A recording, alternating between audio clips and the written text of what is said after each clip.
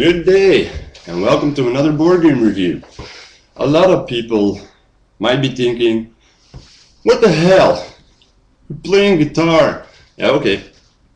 Let me explain. I always thought that Nothing Else Matters by Metallica was a pretty gloomy song.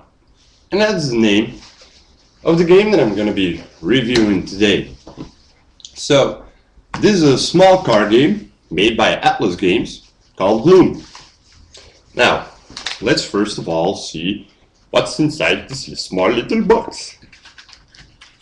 Inside this small little box, you get your rules. Nothing special here, but there's some pretty funny background information on some of the families you're going to be playing. Now, let's talk about what the game is all about. In the game, you're playing a family of misfits. Think exactly like the Addams family.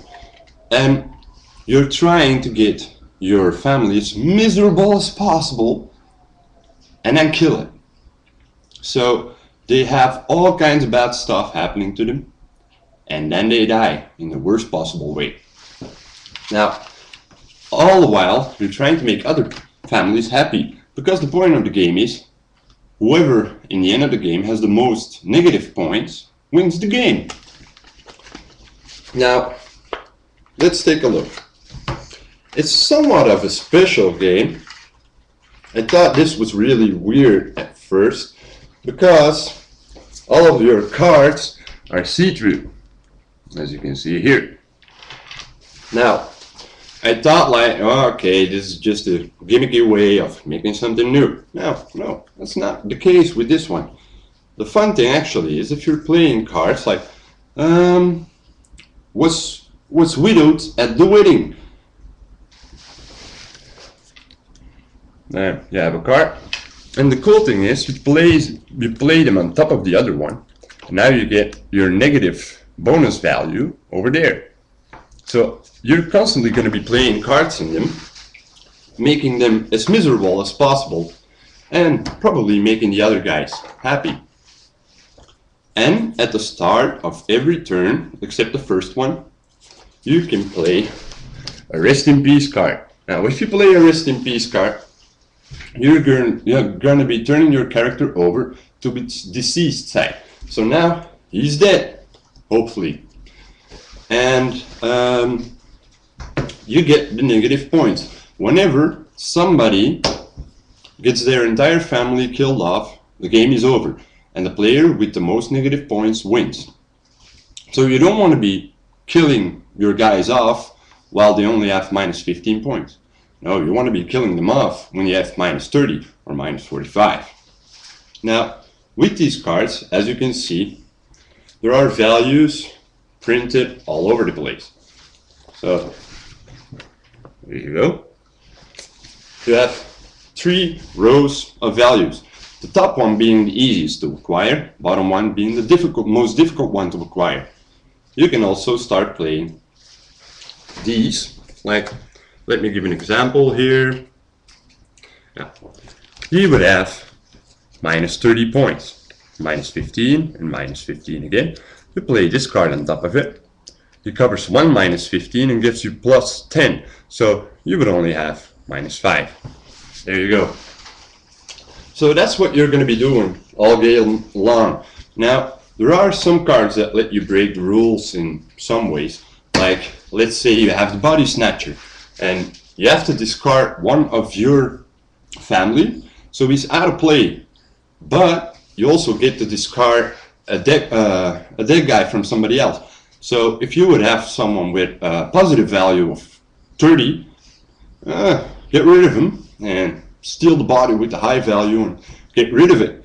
Now, the game is very fun. I really like the game and I really like the team. I especially like the artwork on it. Looks a little bit like something you would expect from, God damn it, he's one of my favorite producers and I can't remember his name. Tim Burton. There we go. I have a couple of books of him.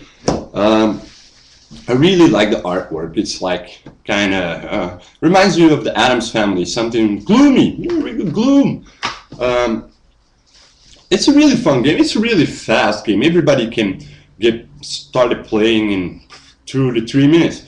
So it's a very easy, very understandable game for everybody. So what do I actually like or dislike about the game? Well, the cards are really cool, but they're not easy to shuffle because they're plastic. And since you're going to be shuffling them quite a lot, it's kind of hard. You also don't want to get them thrown around the table too much because of them being plastic, and you don't want to get too many scratches on them, because if you keep piling them up, then you can't see the bottom card that good anymore. But then again, hopefully you will not be playing that many cards on it before it dies. Now, the game is of course very heavily luck based. You're depending on the card draw. So some people are not going to like that. What I do like about the game is, especially, it also says in the rules, and they encourage you to do it, that you make up a story, and those stories get really fun. Like I have Mr. Giggles. Mr. Giggles is a psycho clown who always has a smile for children. Now, I was playing Mr. Giggles, and Mr. Giggles got married. So he was happy, but then he got divorced, so he was unhappy.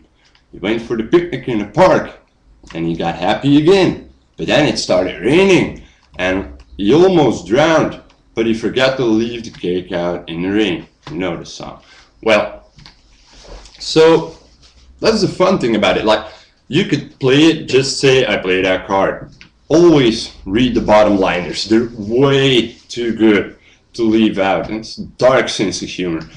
Now, the cool thing about it is if you really intertwine them, like you make a story of it. Like, your dog has been elected to mayor, but all of a sudden you get shunned by the entire population. So how does that come? You make up a story behind it. It's not obligated to play it, but with the right people in the right mindset, this is a great game. I really like it. I played it with somebody else, and I was like, oh, I gotta get this. This is way too funny to leave. So if you have a lot of friends that are really into the storytelling kind of aspect of a game, this is great, and you're gonna have a lot of laughs. It's not a difficult game. It's not a game that you're gonna be playing constantly, but it's a really fun game.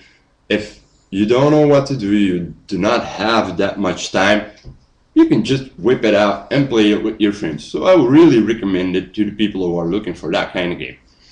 I hope you enjoyed the review, and that it might have given you an idea if it's a game that you would like to purchase or like to try out at least. Well, there we go, and again, sorry for the bad guitar play. See you next time. Goodbye.